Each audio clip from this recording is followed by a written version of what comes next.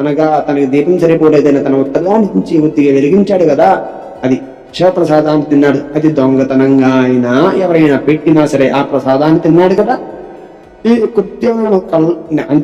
కృత్యములను ఆచరించిన వాడు ఎవడైనా శివలోకాన్ని పొందగలడు.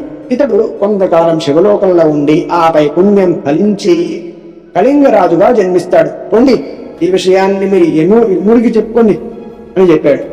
ఆ శివగణాలు ఆ మాటలకు భయపడుతూ యమదూతలు వెళ్లి యమునకు ఇలా విన్నవించారు.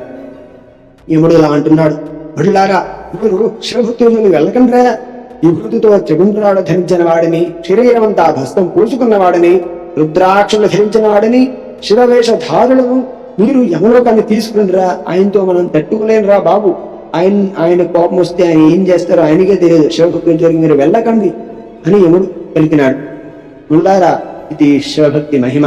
తరువాత కథను చెబుతున్నాను వినండి అంటూ స్తుతుడు ఇలా చెప్పసాగాడు. ఈ విధంగా శివలోక ప్రాప్తిని పొందాడు గుణేంద్రి. అక్కడ శివగణాలతో కలిసి శివపార్వతులు చక్కగా సేవించి కొంతకాలం తర్వాత అరిందముడనే పేరు గల కళింగరాజుకు కుమారుడే జన్మించాడు. అతని పేరు దముడు.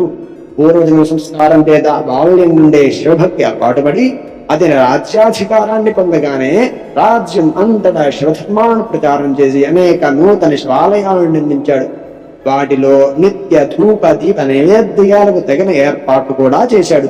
బ్రతికి ఉన్నంత వరకు శివభక్తి తత్పరుడై పూర్ణ జీవితాన్ని అనుభవించిన దముడు మరణానంతరం రత్నదీపకాంతలకు నేయమైన అలకా నగరానికి ప్రభువై కుబేరనామంతో తిప్పాలుడు కూడా అయ్యాడు. హరి ఓం తత్సతు. ఇంతటితో గుణనిధి సద్గతిని పొందుట అనే ఘట్టం పరిసమాప్తి. రేపటి వీడియోలో శివునితో కుబేరుని చెలిమి అనే ఘట్టం గురించి తెలుసుకుందాం. స్వస్తి.